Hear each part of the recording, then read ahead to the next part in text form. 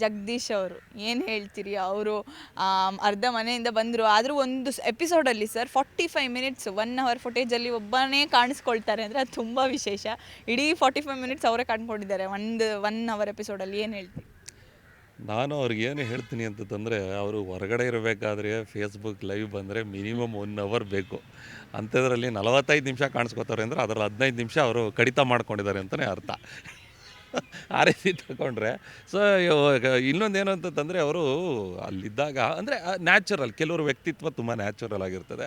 So ಆ ದೃಷ್ಟಿಯಿಂದ ಅವರು ಅದೇ ರೀತಿ ಇರೋದಕ್ಕೆ ಹೋಗಿದ್ದಾರೆ. ಸ್ವಲ್ಪ ಅಲ್ಲಿ ನನ್ನ ಕಂಡೆಗೆ ಒಂಚೂರು ಕೆಲವು ಈ ಬಿಗ್ ಬಾಸ್ ವಿರುದ್ಧವಾಗಿರ್ಬೋದು, ಮತ್ತು ಬಂದು ಅಲ್ಲಿ ಕಂಟೆಸ್ಟೆಂಟ್ಗಳ ವಿರುದ್ಧ, ಮತ್ತು ಕೆಲವು ಮ್ಯೂಟ್ ಆದಂಥ ಒಂದಷ್ಟು ಪದಗಳನ್ನ ತುಂಬ ಅಂದರೆ ಅತಿರೇಕಕ್ಕೆ ಹೋಗಿ ಮಾತಾಡ್ಬಿಟ್ರ ಅಂತ ಅನ್ನಿಸ್ತು. ಪ್ರಾಬಲಿ ಅವರು ಆ 2ನೇ ವಾರದಲ್ಲಿ ಹಂಸ್ ಅವ್ರ ಜೊತೆ ಆ ಎದೆ ಮೇಲೆ ಎಲ್ಲ ಕಾಲಿಡ್ಸ್ಕೊಂಡು ಆಮೇಲೆ ಒಂಥರ ಹಂಸ್ ಅಂದ್ಕೊಂಡು ನೋಡಿ, ಅದು ಜಗಳನೂ ಆಡಲಿ ಬೇಕಾಗುತ್ತೆ. ಎಲ್ಲ ಸಂದರ್ಭದಲ್ಲೂ ನಾವು ಹೊರಗಡೆ ಇರಬೇಕಾದ್ರೂ ಯಾರೂ ನಾವು ಪ್ರೀತಿಯಿಂದನೇ ಬದುಕೋಕ್ಕಾಗಲ್ಲ. ಕೆಲವು ಸನ್ನಿವೇಶಗಳು ನಮಗೆ ಜಗಳನೂ ಮಾಡಿಸ್ತದೆ. ಸೊ ಆ ರೀತಿ ಇದು ಬಿಟ್ಟಿದ್ದಿದ್ರೆ ಚೆನ್ನಾಗಿರ್ತಾಯಿತ್ತೇನೋ ಅವ್ರಿಗೆ ಅಂತದ್ದು ಅನ್ನಿಸ್ತು.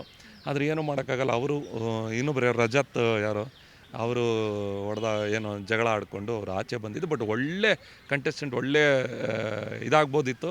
ಬಟ್ ಅವ್ರಿಗವರೇ ಸ್ವಲ್ಪ ಏನೋ ಎಡವಟ್ಟು ಮಾಡ್ಕೊಂಡ್ರೇನೋ ಅಂತ ಅನಿಸುತ್ತೆ ನನಗೆ. ಫೈನಲಿ ನಿಮ್ಮನ್ನು ಪ್ರೀತಿಸುವಂಥ ಜನರಿಗೆ ಇವತ್ತಿಗೆ ಏನು ಹೇಳಕ್ಕೆ ಇಷ್ಟಪಡ್ತೀರಿ? ಯಾವುದಾದ್ರು ಸೀರಿಯಲ್ ಸಿನಿಮಾದಲ್ಲಿ ಆ್ಯಕ್ಟ್ ಮಾಡ್ತಿದ್ದೀರಾ, ಹೇಗೆ? ಖಂಡಿತವಲ್ಲ, ನಮ್ಮ ಕನ್ನಡದ ಹೋರಾಟ ಏನು ಈ ಮುಂಚೆ ಬಿಗ್ ಬಾಸ್ಗೂ ಮುಂಚೆ ಏನು ನಮ್ಮ ಹೋರಾಟ ಏನಿತ್ತು, ಆ ಹೋರಾಟ ಹಾಗೇ ಇರ್ತದೆ. ಅದನ್ನು ಯಾವುದೇ ಕಾರಣಕ್ಕೂ ನಾವು ಕಡಿಮೆ ಅಂತೂ ಮಾಡೋದಿಲ್ಲ. ನಮ್ಮ ನಾಡು ನುಡಿ ವಿಚಾರವಾಗಿ, ನಮ್ಮ ಜನರ ಪರವಾಗಿ. ಈಗ ಒಂದು ಒಳ್ಳೊಳ್ಳೆ ಪ್ರಾಜೆಕ್ಟ್ಗಳದ್ದು ಒಂದಷ್ಟು ಕಾಲ ಬಂದಿದೆ, ಸಿನಿಮಾ ಮಾಡಿ ಅಂತ ಹೇಳಿ. ಮತ್ತು ಮೊನ್ನೆನೂ ಯಾವುದೊಂದು ಹೊಸ ಸೀರಿಯಲ್ಗೆ ಒಂದು ಒಳ್ಳೆ ಕ್ಯಾರೆಕ್ಟರ್ ಇದೆ ಅಂತಂದ ಹೇಳಿ ಕರೆದು ಮಾತಾಡಿದರು. ಇವೆಲ್ಲ ಇದೆ. ಇವೆಲ್ಲ ಮುಂದಿನ ದಿನಗಳಲ್ಲಿ ನನಗೇಂಥ ಒಂದು ಫೇಸ್ಬುಕ್ ಅಕೌಂಟ್ ಮಾಡ್ಕೊಂಡಿದ್ದೀನಿ. ನನ್ನದೇ ಆದಂಥ ಒಂದು ಇನ್ಸ್ಟಾಗ್ರಾಮ್ ಅಕೌಂಟ್ ಇದೆ, ಅದರಲ್ಲಿ ಅಪ್ಡೇಟ್ ಕೊಡ್ತೀನಿ. ಆಮೇಲೆ ನನ್ನನ್ನು ಪ್ರೀತಿ ಮಾಡ್ತಾ ಇರ್ತಕ್ಕಂಥ ತುಂಬ ಜನ, ಒಂದಷ್ಟು ಜನ ಬೈತಾ ಇರ್ತಕ್ಕಂಥವ್ರು, ಬೈಯೋರ್ಗೆ ಏನು ಹೇಳ್ತೀನಿ ಗೊತ್ತಾ, ಏನಾದ್ರು ಹೇಳೋಣ ಅಂತಂದರೆ ಅವ್ರ ಮಗನೇ ಕಾಣಿಸಲ್ಲ. ಫೇಕ್ ಅಕೌಂಟ್ಗಳು ಏನಾದ್ರು ಹೇಳೋಣ ಅಂತಂದರೆ ಫೇಕ್ ಅಕೌಂಟ್ಗಳು. ನಾನು ಏನು ಮಾಡಲಿ ನಾನು ಹೇಳ್ತಾ. ಆಮೇಲೆ ಇನ್ನೊಂದು, ತುಂಬ ಜನ ಬೈತಾರಲ್ಲ, ನನಗೊಂದು ಎಕ್ಸ್ಪೀರಿಯೆನ್ಸ್ ಹೇಳ್ತೀನಿ ಕೇಳಿ. ತುಂಬ ಬೈತಾ ಇದ್ದ ಒಬ್ಬ, ಸಿಕ್ಕಾಬಟ್ಟೆ. ಒಂದು ಸತಿ ಎಲ್ಲಿ ಸಿಕ್ಕಿದ್ದ ಅಂತಂದರೆ ದೇವ್ರ ಮನೆ ಚಿಕ್ಕಮಗಳೂರು, ಅಲ್ಲಿ ಸಿಕ್ಕಿದ ಅವ್ನು ಗೊತ್ತು, ಅವ್ನ ಮುಖ ಚೆನ್ನಾಗಿ ಜ್ಞಾಪಕ ಆಯಿತು. ಬಟ್ ಆತ ಬಂದು ನನ್ನ ಎದುರುಗಡೆ, ನೀನು ನನಗೆ ಬೈತಾ ಇದ್ದ ಅಲ್ವೇನೋ ನೀನು ಫೇಸ್ಬುಕ್ಕಲ್ಲಿ ಅಂತಂದೆ. ಇಲ್ಲ ಅಣ್ಣ, ಅವನಂದೆ ಯಾಕಣ್ಣ, ಅವ್ನು ಸ್ವಲ್ಪ ಏನೋ ಎದುರ್ಕೊಳತ್ತಾರೆ ಕಣ, ಏನು ತಲೆ ಕೆಡಿಸ್ಕೊಬೇಡ ಬರಪ್ಪಾರ.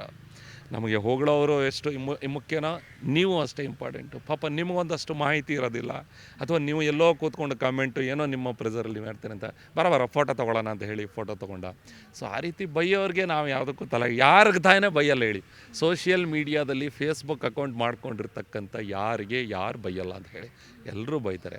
ಆದರೆ ದಯಮಾಡಿ ಬೈಬೇಕಾದ್ರೂ ವಿಚಾರಗಳನ್ನಿಟ್ಟುಕೊಂಡು ಅದನ್ನು ವಿರೋಧ ಮಾಡಿ. ವೈಯಕ್ತಿಕವಾಗಿ ನಿಂದನೆ ಮಾಡೋದು, ವೈಯಕ್ತಿಕವಾಗಿ ಬೈಯೋದು, ಅದು ಅಷ್ಟು ಸಮಂಜಸವಲ್ಲ. ಯಾಕಂದರೆ ಯಾವುದೋ ಒಬ್ಬ ವ್ಯಕ್ತಿ ನೀವು ಬರಿಬೇಕಾದ್ರೆ ದಯಮಾಡಿ ನಾನು ಒಂದು ಮನವಿ ಹೇಳ್ತೀನಿ, ನೀವು ಬಳಸುವ ಶಬ್ದಗಳು ನಿಮ್ಮ ವ್ಯಕ್ತಿತ್ವ ಏನು ಅಂತ ಹೇಳಿ ಜನರಿಗೆ ಕಾಣಿಸುತ್ತೆ. ನೀವು ಹಾಕೋ ಒಂದು ಕಾಮೆಂಟ್ ಎಲ್ಲೋ ಕೂತ್ಕೊಂಡು ಹಾಕ್ಬಿಟ್ಟಿರ್ತೀರ, ಅದು ಇದು ಏನೇನೋ ಸೊಂಟದ ಕೆಳಗಿನ ಭಾಷೆಗಳನ್ನೆಲ್ಲ ಬಳಸಿ, ಆದರೆ ಅದನ್ನು ಸಾವಿರಾರು ಜನ ನೋಡ್ತಾರೆ. ಅಂದರೆ ನಿಮ್ಮ ವ್ಯಕ್ತಿತ್ವ ಅಲ್ಲೇ ಕಾಣಿಸ್ತಾ ಇರ್ತದೆ. ಮಾತಾಡಿ, ವಿರೋಧ ಮಾಡಿ, ಅದು ಬೇರೆ. ಬಟ್ ವೈಯಕ್ತಿಕವಾಗಿ ಬೈಬೇಡಿ, ಯಾರಿಗೂ ಬೈಯೋಕ್ಕೂ ಹೋಗಬೇಡಿ ಜಾಸ್ತಿ. ಅಸಂಬದ್ಧವಾಗಿ ಸಪೋರ್ಟ್ ಮಾಡಿ, ಪ್ರೋತ್ಸಾಹ ಮಾಡಿ. ನಿಮ್ಮ ಪ್ರೀತಿ ಆಶೀರ್ವಾದ ಸದಾ ನಮ್ಮ ಮೇಲೆ ಇರಲಿ. ಪ್ರಶ್ನೆ ಸರ್, ಮೊನ್ನೆ ತಾನೇ ಮಹಾರಾಷ್ಟ್ರದಲ್ಲಿ RSS ಮುಖ್ಯಸ್ಥರಾದಂಥ ಮೋಹನ್ ಭಾಗವತ್ ಅವ್ರು ಹೇಳ್ತಾರೆ, ಹಿಂದೂ ಸಮಾಜ ಉಳಿಬೇಕು ಅಂತ ಹೇಳಿದರೆ ಕನಿಷ್ಠ 3 ಮಕ್ಕಳನ್ನು ಮಾಡ್ಕೊಳ್ಬೇಕು ಅಂತ ಹೇಳಿ. ಸೊ ಈ ಒಂದು ಹೇಳಿಕೆ ಬಗ್ಗೆ ನಿಮ್ಮ ಪಾಯಿಂಟ್ ಆಫ್ ವ್ಯೂ ಏನು ಅಂತ? ಇಲ್ಲಾಂದರೆ ಮುಸ್ಲಿಂ ರಾಷ್ಟ್ರ ಆಗುವಂತಹ ಒಂದು ಚಾನ್ಸಸ್ ಇದೆ ಅಂತ ಏನು ಹೇಳಿ? ದಯಮಾಡಿ ಧರ್ಮದ ವಿಚಾರಗಳಲ್ಲಿ ನಾವು ಯಾವುದೇ ಕಾರಣಕ್ಕೂ ಹಸ್ತಕ್ಷೇಪ ಮಾಡುವುದಿಲ್ಲ. ಏನಿಲ್ಲ ಮೇಡಮ್, ನಾನು ಕೇಳೋದಾದರೆ ಸಾವಿರಾರು ಎಷ್ಟು ವರ್ಷದಿಂದ ಮೇಡಮ್ ನಮ್ಮ ಈ ಭಾರತ ಅನ್ನೋದು ಮೊದಲು ಸಂಸ್ಥಾನಗಳು ಬೇರೆ ಬೇರೆ ಸಂಸ್ಥಾನಗಳಿತ್ತು, ಸಾವಿರಾರು ವರ್ಷಗಳಿಂದ ಇದೆ. ಯಾವತ್ತು ಸಾವಿರಾರು ವರ್ಷಗಳಿಂದ ಇಲ್ಲದೆ ಇರೋದು ಈಗ ಒಂದು 4-5 ವರ್ಷದಿಂದ ಸ್ಟಾರ್ಟ್ ಆಯಿತಾ? ಅವಾಗಿಂದ ಬದುಕೇ ಬಂದಿಲ್ವ ಯಾರು? ನಮ್ಮಪ್ಪ, ನಮ್ಮಮ್ಮ, ನಮ್ಮ ಚಿಕ್ಕಪ್ಪ, ನಮ್ಮ ದೊಡ್ಡಪ್ಪ ಎಲ್ಲರೂ ಬದುಕೇ ಅಲ್ವಾ? ಎಲ್ರಿಗೂ ಇರ್ತಾಯಿದ್ರು. ಈಗ ನೀವು ಆ ಥರ ತಗೊಂಡ್ರೆ, ನೀವು ಉತ್ತರ ಭಾರತದ ಕಡೆ ಹೋದರೆ ನೀವು ಹಿಂದಿಯವರು ಒಬ್ಬೊಬ್ರಿಗೆ 6 ಮಕ್ಕಳು 7 ಮಕ್ಕಳಿದ್ದಾವೆ. ನಮ್ಮಲ್ಲಿ ಎಲ್ಲಿ ನಾವು ಸ್ಟ್ಯಾಂಡರ್ಡ್ ಆಗಿ ನಾವೆಲ್ಲ ಇದು ಮಾಡ್ತೀವಿ. ಮಕ್ಕಳು ಮಾಡ್ಕೊಳ್ಳೋದು, ಇನ್ನೊಂದು ಮಾಡ್ಕೊಳ್ಳೋದ್ರಿಂದ ಧರ್ಮ ಉಳಿತದೆ ಬಿಡ್ತದೆ, ಅವೆಲ್ಲ ಇಲ್ಲ ಮೇಡಮ್. ಅದರಲ್ಲೆಲ್ಲ ನಂಬಿಕೆ ಇಲ್ಲ. ಇವತ್ತಿನ ದಿನ ಹೋಗ್ರಿ, ಚೆನ್ನಾಗಿ ದುಡೀರಿ, ಸಂಬಳ ತಗೊಳ್ರಿ, ಹೆಂಡ್ತಿ ಮಕ್ಕಳನ್ನ ಚೆನ್ನಾಗಿ ನೋಡ್ಕೊಳ್ರಿ, ಕುಟುಂಬ ಚೆನ್ನಾಗಿ ನೋಡ್ಕೊಳ್ರಿ, ಚೆನ್ನಾಗಿ ಲೈಫ್ನ ಎಂಜಾಯ್ ಮಾಡಿರಿ, ಒಳ್ಳೆ ಊಟ ಮಾಡಿರಿ, ಒಳ್ಳೆ ಬಟ್ಟೆ ಹಾಕ್ರಿ. ನೆಮ್ಮದಿಯಾಗಿರಿ. ನೀವು ಪ್ರೀತಿ ಮಾಡಿರಿ, ಇನ್ನೊಬ್ಬರನ್ನ ಪ್ರೀತಿ ಮಾಡಿರಿ, ತಪ್ಪು ಮಾಡಿದವ್ರನ್ನ ಖಂಡಿಸ್ರಿ, ಸರಿ ಮಾಡಿದವ್ರನ್ನ ಬೆಂಬಲಿಸ್ರಿ. ಇಷ್ಟು ಹೇಳ್ಬೋದು. ಉಳಿದಕ್ಕೆಲ್ಲ ಟೆನ್ಷನ್ ತೊಗೊಂಡು ಹಾಳು ಮಾಡ್ಕೊಂಡು ಕೂತ್ಕೊಂಡ್ರೆ ನೀವು ನೆಮ್ಮದಿಯಾಗಿರಲ್ಲ, ಇನ್ನೊಬ್ಬರು ನೆಮ್ಮದಿಯಿಂದ. ಮಕ್ಕಳು ಗಿಕ್ಳು ಎಲ್ಲ ಒಟ್ಟಿನ ಅಪ್ಪ ಅಮ್ಮ ನೋಡ್ಕೋತಾರೆ, ಎಷ್ಟು ಹುಟ್ಟಿಸ್ಬೇಕು ಬಿಡಬೇಕು ಅಂತ ಅನ್ನೋದನ್ನು ನಾವ್ಯಾಕೆ ತಲೆ ಕೆಡಿಸ್ಕೋಬೇಕು.